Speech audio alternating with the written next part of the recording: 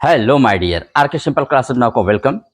And today weekly current affairs का super collection जो आपको देता है श्योर सिलेक्शन की क्लास हम स्टार्ट करने चल रहे हैं। Let us start our this class and this class is from 19 to 15 सितंबर 2024। Okay, and today's first question is where was inaugurated first conservation centre for Asian king vulture.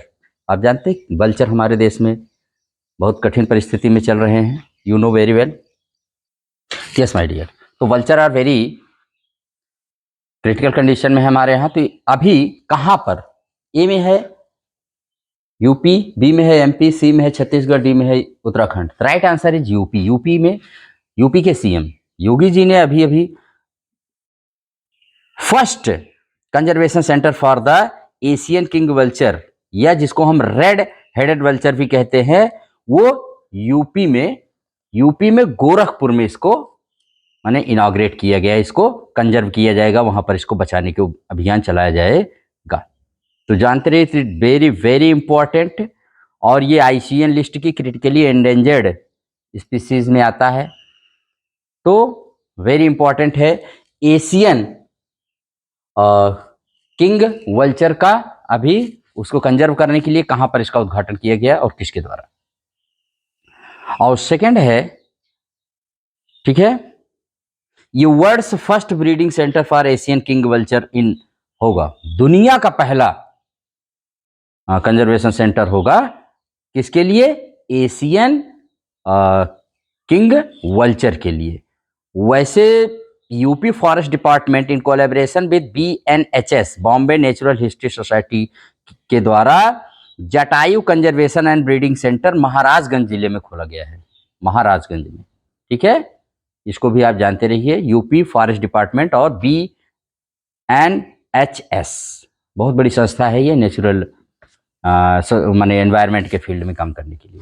Next question is who is India's new ambassador to Croatia. Croatia में भारत के भी नए ambassador कौन बने, तो इसमें ए में है आर रविंद्रन, बी में है अरुण गोयल, सी में है तुहिन कांता पांडे और डी में है रणधीर सिंह। तो इसमें चारों के बारे में आपको थोड़ा थोड़ा सा बताएंगे। राइट आंसर है आर रविंद्रन। और रविंद्रन जो है अभी आइसलैंड में भारत के एम्बेसडर बनाए गए हैं। उसके बाद है अरुण गोयल। अरुण गोयल जो है ये बनाए गए हैं क्रोशिया में, इंडिया के न्यू एम्बेसडर। किसके स्थान पर, इन्होंने रिप्लेस किया है राजकुमार श्रीवास्तव के स्थान पर। अरुण गोयल ये हमारे यहाँ previously served as the election commissioner of India, ये भी जानते रहिए, भारत के पूर्व चुनाव आयुक्त भी रह चुके हैं। और तुहिन कांता पांडे ये new finance secretary of India बने हैं, रिप्लेसिंग टीबी सोमनाथन, क्योंकि टीबी सोमनाथन अब कैबिनेट सेक्रेटरी हैं, भारत के सबसे बड़ी पोस्ट पर हैं ये, प्रशासनिक पद पर। और रणधीर सिंह जो हैं, रणधीर सिंह एशियाई ओलंपिक परिषद के पहले भारतीय अध्यक्ष चुने गए, first Indian to be elected Olympic president of the Olympic council of India. Olympic council का जो हेडक्वार्टर है कुवैत में है, और इसके अध्यक्ष अब रणधीर सिंह बन गए हैं। इसको आप अच्छे से रिमेंबर रखिएगा।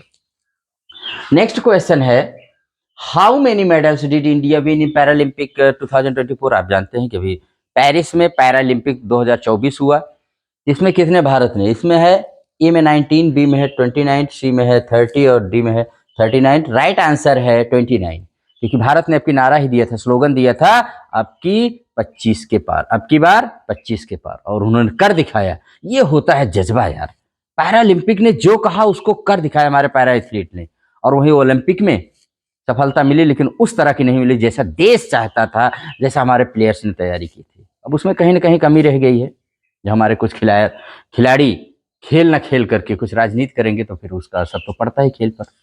ठीक है, लेकिन इन लोगों ने कर दिखाया, 25 नहीं 29 लाए। और इसमें जानते रहिए 19 इन्होंने टोक्यो ओलंपिक में जीता था पैरा एथलीट ने, लेकिन इस बार इन लोगों ने 7 गोल्ड 9 सिल्वर और 13 ब्रॉन्ज मेडल्स जीत करके कुल इन्होंने क्या किया है,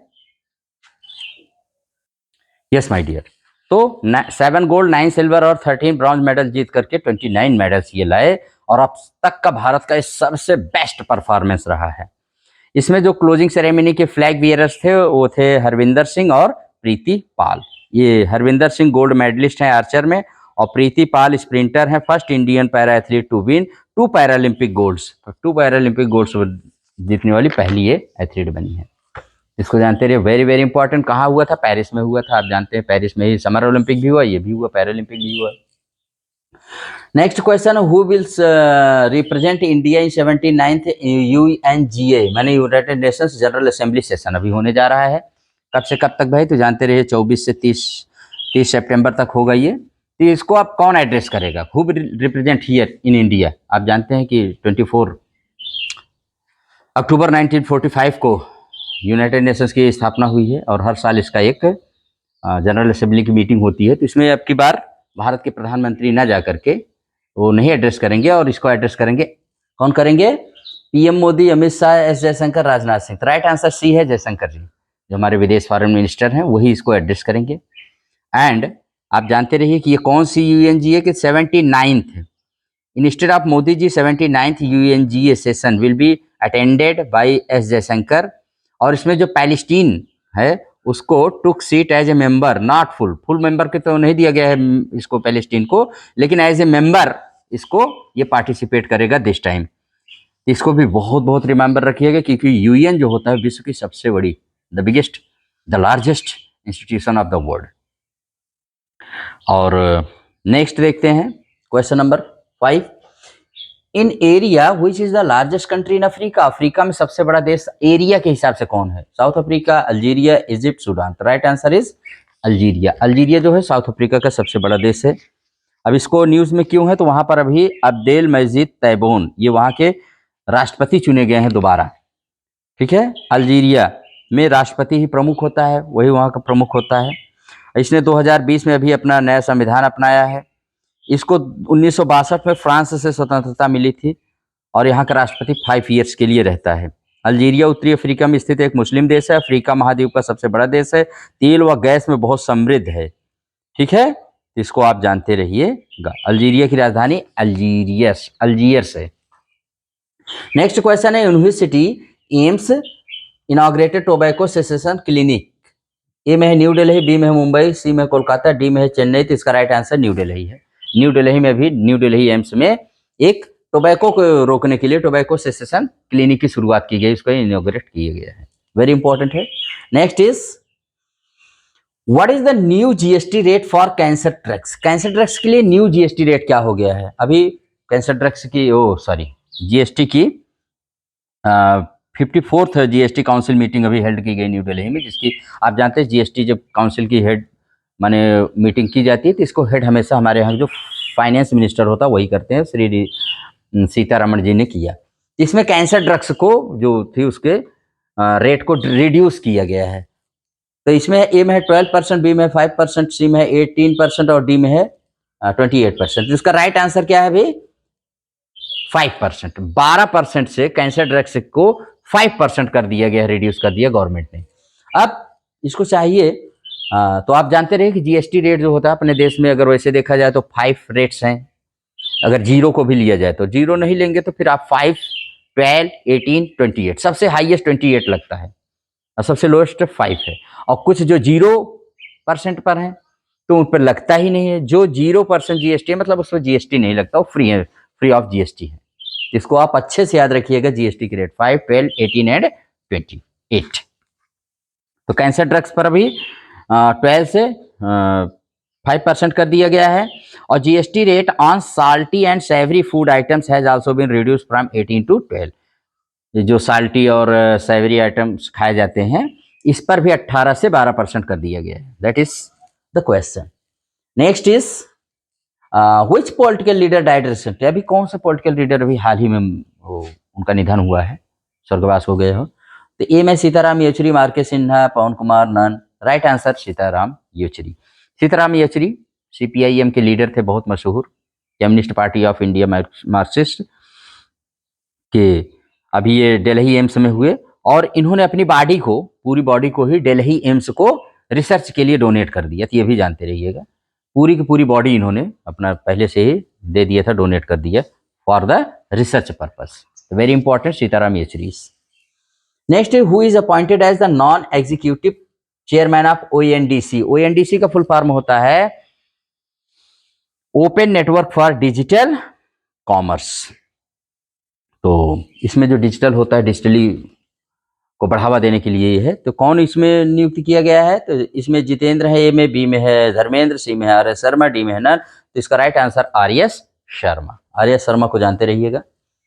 एक क्वेश्चन यहाँ पर और है, where is the Commonwealth chess championship 2024 organised? कहाँ पर अभी ऑर्गेनाइज्ड हुआ? तो ए में है श्रीलंका, बी में है नेपाल, सी में है चाइना, डी में है इंडिया। राइट आंसर है श्रीलंका में अभी अभी क्या ऑर्गेनाइज किया गया? Commonwealth chess championship 2024।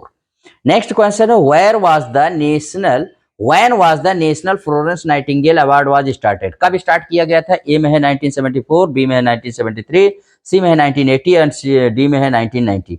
Right answer है 1973। क्यों न्यूज में है? Why this award is in the news? तो because recently the president of our India Droupadi Murmu ji ने 15 नर्सिंग प्रोफेशनल्स को the national Florence Nightingale award से अभी अवार्डेड किया, मैंने उनको दिया है। तो ये जानते रहिए, the award was started in 1973 by the ministry of health and family welfare. आप जानते हैं फ्लोरेंस नाइटिंगेल का बर्थडे जो होता है वर्ल्ड नर्सिंग डे के रूप में भी मनाया जाता है विश्व में। बहुत मशहूर थी नर्सिंग के क्षेत्र में, इन्होंने नर्सिंग को एक सम्मानित और बहुत ही अच्छा प्रोफेशन बना दिया फ्लोरेंस नाइटिंगेल जी ने। नेक्स्ट क्वेश्चन है, तो PM Modi inaugurated session Semicon 2024 in which state? कौन से स्टेट में भी मोदी जी ने सेमिकॉन 2024 का इनॉग्रेट किया है? तो इसका राइट आंसर देखिए, ए में है यूपी, बी में है एमपी, सी में है बिहार और डी में है ओडी। इसका राइट आंसर है यूपी, माने उत्तर प्रदेश में किया, उत्तर प्रदेश के ग्रेटर नोएडा में किया है। आप जानते हैं कि उत्तर प्रदेश का जो ग्रेटर नोएडा है इंडस्ट्रियल एरिया है, उत्तर प्रदेश की आमदनी में, इनकम में उसका 70% अकेले वही देता है, योगदान देता है। भारत विश्व की जितनी भी कंपनियां अगर भारत में स्पेशली इन यूपी में अगर इन्वेस्ट करना चाहती हैं तो they always invest in greater Noida. जानते रहिए greater Noida very very important है, गौतम बुद्ध नगर में पड़ता है ग्रेटर नोएडा, नोएडा और ग्रेटर नोएडा, ठीक है। और पीएम मोदी जी ने इसको इनॉग्रेट किया क्योंकि भारत का लक्ष्य है कि भारत को एक सेमीकंडक्टर हब बनाना है। और सेमीकंडक्टर कितना यूज किया जाता है आप जानते हैं, उसके बगैर तो मॉडर्न एज की कल्पना भी नहीं की जा सकती। हमारे टीवी, फ्रिज, मोबाइल, एवरीथिंग जो भी बनता है सब इसी पे चलता है। तो ये कि यहाँ पर है यमच, अच्छा उड़ीसा सरकार ने अभी कहा है कि भाई हमारे यहाँ भी 10% रिजर्वेशन दिया जाएगा अग्निवीरों को। तो इसको भी आप अच्छे से जानते रहे, उड़ीसा की स्थापना 1 अप्रैल 1936 को हुई थी। इसका पुराना नाम था उड़ीसा, बाद में ओडिशा आजकल हो गया है। इसका पुराना नाम उत्कल, और उत्कल दिवस के रूप में इसका स्थापना दिवस मनाया जाता है। इसका पुराना नाम कलिंग मिलता है। पहली राजधानी कटक थी जो महानदी किनारे है, बाद में भुवनेश्वर हो गई, और कटक में ही सुभाष चंद्र बोस जी का जन्म हुआ था। आज़ादी के पहले बंगाल प्रेसिडेंसी का एक हिस्सा था। 1936 में बिहार व बंगाल से अलग हो जाने के बाद एक स्टेट बना था। उस समय इसमें 6 जिले थे। कौन कौन? कटक, पुरी, बालेश्वर, संबलपुर, कोरापुट और गंजम, ठीक है। तो आप इसको अच्छे से याद रखिएगा। और यहाँ पर है महाराष्ट्र। तो महाराष्ट्र में जानते रहिए अभी अभी वहाँ के जो राज्यपाल हैं वहाँ पर एक ट्राइबल यूनिवर्सिटी खोलने की उन्होंने अनाउंस किया है, और इस ट्राइबल यूनिवर्सिटी में 80% ट्राइबल स्टूडेंट्स की सीट रिजर्व रहेगी। तो इसको भी आप जानते रहिएगा। नेक्स्ट है, what is allocated budget for PM E drive scheme? PM E drive scheme के लिए भारत सरकार ने कितना, गवर्नमेंट ऑफ इंडिया ने कितना बजट एलोकेट किया है? तो इसका ए में है 10,000 करोड़, बी में है 11,000 करोड़, सी में है 10,900 करोड़ एंड डी में है 15,000। राइट आंसर है सी, 10,900 करोड़ रुपए PM E drive. PM E drive का पहले एम जान लीजिए, ऑब्जेक्टिव भी आपसे पूछा जाएगा। Boosting electric vehicles sales in India. Bharat में इलेक्ट्रिक व्हीकल्स को बढ़ावा देने के लिए इसको शुरू किया गया है। इसका फुल फॉर्म होता है प्रधानमंत्री electric drive revolution for innovative vehicle. और PM E drive scheme replace करेगी फेम को, जो पहले फेम स्कीम चलती थी, जिसका फुल फॉर्म था faster adoption manufacturing of hybrid and electric vehicles जो 2015 में शुरू किया गया था। तो फेम स्कीम के स्थान पर replacing FAME scheme PM E drive scheme has been launched by the government of India, और उसके लिए 10,900 करोड़ रुपए का प्रबंध किया गया है। हाँ, इसमें कार को छोड़ करके बाकी two wheeler, three wheeler, truck तक के लिए भी सब्सिडी और उसको बढ़ावा दिया जाएगा। सिर्फ कार के लिए शायद इसमें नहीं दिया गया है।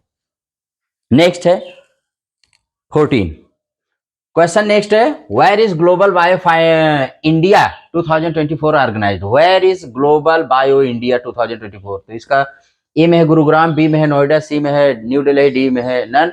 राइट आंसर है न्यू दिल्ली। और recently Doordarshan celebrated whose foundation day? तो दूरदर्शन ने अभी अभी अपना कौन सा फाउंडेशन डे मनाया भाई? 17th, 65th, 80th, 19th। Right answer B है 75th। दूरदर्शन तो आप जानते हैं, दूरदर्शन इज वेरी इंपॉर्टेंट।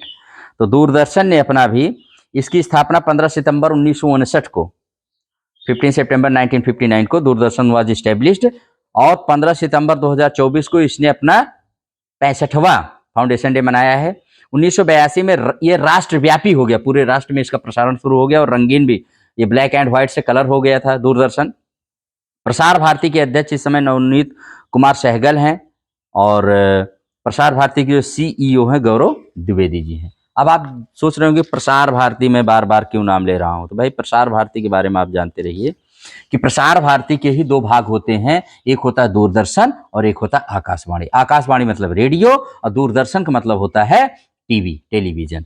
तो दूरदर्शन जिसका मोटो है सत्यम शिवम सुंदरम, और आकाशवाणी जिसका मोटो होता है बहुजन हिताय बहुजन सुखाय।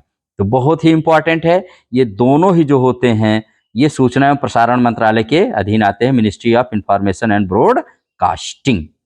तो वेरी वेरी इंपॉर्टेंट, आप जानते रहिए प्रसार भारती की स्थापना 23 नवंबर 1997 को हुई थी, और इसका हेडक्वार्टर कहाँ है? न्यू दिल्ली में है। Very very important. And next question is, हाँ, which is the best country in best countries for 2024 survey? अभी 2000 बेस्ट कंट्रीज फॉर 2024 का, मैंने 2024 में सबसे अच्छा देश कौन सा, इसका सर्वे किया गया। इसमें बेस्ट कंट्री कौन है? ए में मैक्सिको, बी में इंडिया, सी में स्विट्जरलैंड, डी में नेपाल है। राइट आंसर है स्विट्जरलैंड। लगातार थर्ड कंसेक्यूटिव ईयर, लगातार तीसरी बार स्विट्जरलैंड विश्व का सबसे अच्छा देश बना हुआ है। और नंबर हमारा इंडिया जो है उसमें दिखा रहे हैं कि 3 पॉइंट ये गिर करके 33rd पोजीशन पर आया हुआ है, ड्रॉप्ड 3 पॉइंट्स, ठीक है, बेस्ट कंट्रीज में। मैक्सिको इसलिए देश मैंने लिया है कि ये first country in the world है वो जहां पर वोटर्स अब जजों का चुनाव करेंगे। दे विल इलेक्ट द जजेस, all kinds of all the जजेस ऑफ द कंट्री। सारे जजेस का निर्णय अब वोटर्स करेंगे, जैसे वो लीडर्स का इलेक्ट करते हैं, लीडर्स को इलेक्ट करते हैं, वैसे अब जजेस को भी इलेक्ट करेंगे। ये कहाँ हुआ है? तो मैक्सिको में हुआ है। और 17 question is who is the author of 9 yard saris? 9 yard saris के ऑथर कौन है? ए में प्रशांति राम, बी में राम कुमार, सी में श्याम कुमार, डी में नन। तो इसका right answer Prashanti Kumar. Prashanti Kumar 32 year के ओल्ड इंडियन ऑरिजिन लेक्चरर हैं प्रशांति कुमार जी, और इन्होंने सिंगापुर लिटरेचर प्राइज को अभी अभी विन किया है, और इनकी पहली जो फर्स्ट डेबो शॉर्ट स्टोरी बुक थी 9 यार्ड सारीज, इसी के लिए इनको दिया गया है। इनको भी अच्छे से याद रखिए प्रशांति राम जी को। What is the new name of port Blair? Super important question है। पोर्ट ब्लेयर का भी नाम चेंज कर दिया गया है। आप जानते हैं भारत सरकार ने कहा है कि औपनिवेशिक कोलोनियल पीरियड के नेम्स एंड मेडिवल पीरियड्स के नेम, जिन्होंने भारत की सभ्यता और संस्कृति को डिस्ट्रॉय किया है, कहीं ना कहीं उसको डाउनग्रेड किया, उसको नीचे दिखाने की कोशिश की है, उन सारे नेम को चेंज कर दिया जाएगा। उसी कड़ी में पोर्ट ब्लेयर, मैं एक दिन एक्चुअली मैं सोच रहा था कि भारत सरकार की नजर पोर्ट ब्लेयर पर क्यों नहीं जा रही है, और देखिए पोर्ट ब्लेयर का भी नाम चेंज हो गया। क्या हो गया भाई? तो what is the new name for Port Blair? Port Blair जानते हैं अंडमान निकोबार द्वीप समूह की कैपिटल है, राजधानी है, और उसका न्यू नेम है, ए में है श्री विजयपुरम, बी में है रामपुर, सी में है सीतापुर, और डी में है नन। तो इसका राइट आंसर है Shri Vijayapuram. Shri Vijayapuram is the new name for Port Blair which is the capital city of Andaman and Nicobar that is situated in bay of Bengal. Bay of Bengal में जो सिचुएटेड है हमारा एक स्टेट, और एक अरब माने सी में भी सिचुएटेड है, जिसको हम लक्षद्वीप कहते हैं। तो हमारे 2 स्टेट सी में है। एक बे ऑफ बंगाल में है और एक अरब सी में, मैंने बता दिया। तो अरब सी में जो सिचुएटेड था उसके कैपिटल नेम को अब चेंज कर दिया गया। पोर्ट ब्लेयर वो कोई अंग्रेज के नाम पर था, अब उसका नाम हो गया श्री विजयपुरम।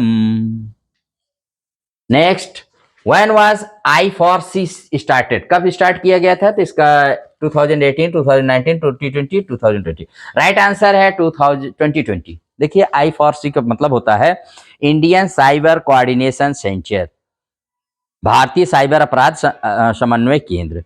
इसका जो इस्टेब्लिश करने की मंजूरी मिली थी होम मिनिस्ट्री के द्वारा, वो 2018 5 अक्टूबर 2018 को, लेकिन 10 जनवरी 2020 को ये राष्ट्र को, पूरे देश को समर्पित किया गया है। हर प्रकार के अपराध के लिए आप से ये काम करता है। साइबर अपराध इस समय सबसे बड़ा अपराध अगर कोई चल रहा है तो साइबर अपराध, मोबाइल इंटरनेट पर होने वाले जितने भी प्रकार के अपराध होते हैं सब साइबर क्राइम या साइबर अपराध कहलाते हैं। यही इसकी डेफिनेशन है।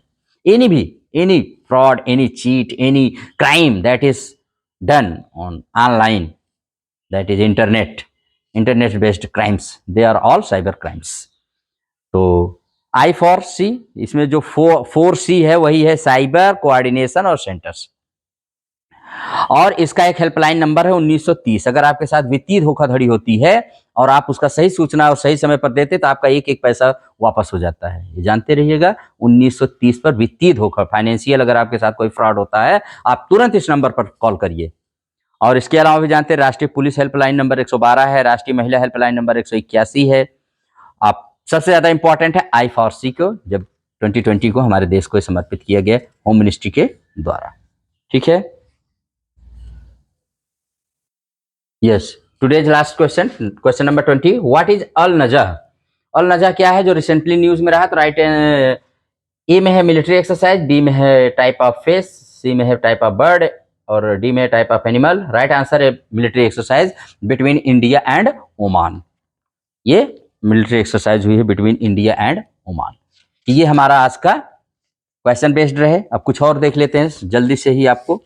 अभी भारत सरकार की जो कैबिनेट माने होते हैं, कैबिनेट मिनिस्ट्री, उन्होंने ऑल सीनियर सिटीजन जो 70 ईयर्स के अबव हैं उनको कवर करने के लिए किसके अंतर्गत माने ये है आयुष्मान भारत प्रधानमंत्री जन आरोग्य योजना, जिसमें 5 लाख रुपए तक का मुफ्त इलाज होता है। जितने भी हमारे देश के नागरिक हैं 70 के प्लस हैं उनके लिए योजना शुरू की गई है। अब उनको सबको कवर किया जाएगा। और एक रंगीन मछली ऐप हमारे यहाँ के जो यूनियन फिशरीज मिनिस्टर हैं उनके द्वारा ये लॉन्च किया गया ऐप है। जो रंगीन मछलियां होती हैं जिनको पालने पोसने का कुछ लोगों को शौक होता है उनके लिए रंगीन मछली ऐप जारी किया गया है। All India official language conference 2024 का भी ये हेल्ड की गई है। ये कहाँ पर? न्यू दिल्ली में। और government of India has decided to appoint 6 ASG। ASG का मतलब होता है additional solicitor generals in supreme court. Supreme court में 6 अतिरिक्त एडिशनल जनरल माने एडिशनल सॉलिसिटर जनरल अपॉइंट किया भारत सरकार। पहले 5 हुए थे, अब 6 हैं। तो ASG क्या होते हैं? सुप्रीम कोर्ट और हाई कोर्ट में गवर्नमेंट को रिप्रेजेंट करते हैं, गवर्नमेंट के पक्ष से बोलते हैं और सरकार का बचाव करने के लिए अटॉर्नी जनरल और सॉलिसिटर जनरल की ये सहायता करते हैं। कौन? ASG। वेरी इंपॉर्टेंट है ये, तो जानते रहिएगा। अभी अभी भारत ने मलावी, जाम्बिया और जिम्बाब्वे में मानवीय सहायता के रूप में खाद्यान्न भेजा है। RBI ने HDFC और एक्सिस बैंक पर गैर अनुपालन के लिए जुर्माना भी लगाया है। दोनों बैंक को याद रखिएगा। राजस्थान में युद्ध अभ्यास का 20वां और सबसे बड़ा संस्करण शुरू हुआ है। और दिल्ली में नागरिक विमानन पर दूसरे एशिया प्रशांत मंत्री स्तरीय सम्मेलन का आयोजन किया गया है। ठीक है, और इसके अलावा जानते रहिएगा भाई, 8 सितंबर को प्रतिवर्ष अंतर्राष्ट्रीय साक्षरता दिवस मनाया जाता है। 1966 में यूनेस्को द्वारा प्रस्ताव पारित किया गया। 1967 में पहली बार ये मनाया गया। 2024 की थीम है बहुभाषी शिक्षा को बढ़ावा देना, आपसी समझ और शांति के लिए साक्षरता।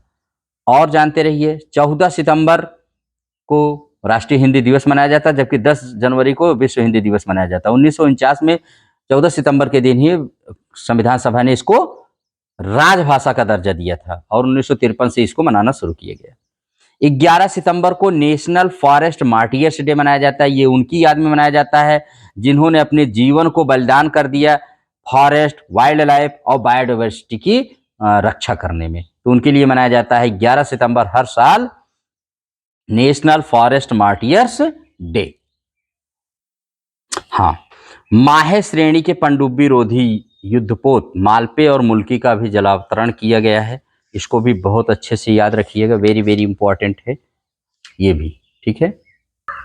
गति शक्ति विश्वविद्यालय GSV, इसके साथ वायुसेना और सेना का हुआ समझौता, जानते रहिए। गति शक्ति विश्वविद्यालय गुजरात के वडोदरा में है।